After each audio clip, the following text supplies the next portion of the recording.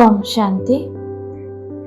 ৩ June ২০২৫ সাকাৰ মহাবাক্যৰ সম্পূৰ্ণ সাৰ কথা। মৰমৰ সন্তানসকল, এতিয়া তোমালোক নতুন সম্বন্ধত গৈ আছা। সেইবাবে ইয়াৰ কৰ্ম বন্ধনযুক্ত সম্বন্ধবোৰ পাহৰি কৰ্মাতীত হোৱাৰ পুৰুষাৰ্থ কৰা। প্ৰশ্ন: পিতাই কোনসকল সন্তানৰ বাহ কৰে? সকলোতকৈ অধিক স্নেহ কোনসকলক দিয়ে? উত্তৰ: বাবাই গৰীব সন্তানসকলৰ বাহ কৰে। দৰিদ্ৰতা আৰামত দুখন ৰুটি খাব লাগে, লালসা নাই। গৰীব সন্তানসকলে পিতাক মৰমেৰে স্মৰণ কৰে। বাবা নিৰক্ষৰ সন্তানসকলক দেখি আনন্দিত হয়, কিয়নো তেওঁলোকে ইতিমধ্যে পঢ়াখিনি পাহৰিবৰ কাৰণে পৰিশ্ৰম কৰিবলগীয়া নহয়। ধাৰণাৰ বাবে মুখ্য সাৰ: ১. এই পুৰণি সৃষ্টিৰ পুৰণা বস্তুবোৰ দেখিও চাব নালাগে। নৰৰ পৰা নাৰায়ণ হ'বলৈ কথন আৰু কৰণ একে সমান কৰি তুলিব লাগে। ২. অবিনাশী জ্ঞান ৰত্নক মূল্য দিব লাগে।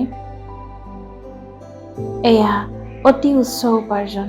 এই ক্ষেত্ৰত হামিয়াই বা কলমতিয়াই থাকিব নালাগে। নাম ৰূপৰ গ্ৰহদোষৰ পৰা ৰক্ষা পাবলৈ স্মৃতিত থকাৰ পুৰুষাৰ্থ কৰিব লাগে। বৰদান: পিতাৰ ছত্ৰছায়াত স্পৰ্শকাতৰ পৰিস্থিতিসমূহতো পদুম ফুলৰ সমান ঊৰ্ধ্বত আৰু স্নেহী হোৱা। বিস্তাৰ: সংগম যুগত যেতিয়া পিতা সেৱাধাৰী হৈ আহে, তেতিয়া ছত্ৰছায়াৰ ৰূপত সন্তানসকলৰ সদায় সেৱা কৰে। স্মৰণ কৰিলেই ছেকেণ্ডত সান্নিধ্যৰ অনুভৱ হয়।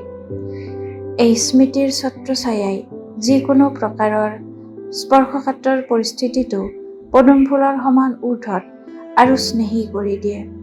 পৰিশ্ৰম নহয়। পিতাক সন্মুখত আনিলে, স্বস্থিতিত থাকিলে যিকোনো প্ৰকাৰৰ পৰিস্থিতি পৰিৱৰ্তন হৈ যায়। শ্লোগান: পৰিস্থিতিৰূপী পৰ্দাৰ মাজত আহিবলৈ নিদিবা, তেতিয়া পিতাৰ সান্নিধ্য অনুভৱ হৈ থাকিব। অব্যক্ত সংকেত: আত্মিক স্থিতিত থকাৰ অভ্যাস কৰা, অন্তৰ্মুখী হোৱা।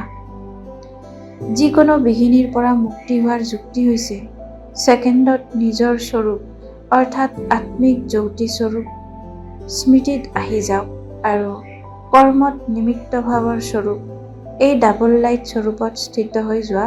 তেতিয়া ছেকেণ্ডত উচ্চলৈ জঁপিয়াই দিবা। যিকোনো বিঘিনিয়ে আগবাঢ়ি যোৱাত বাধা দিব নোৱাৰিব। ওম শান্তি।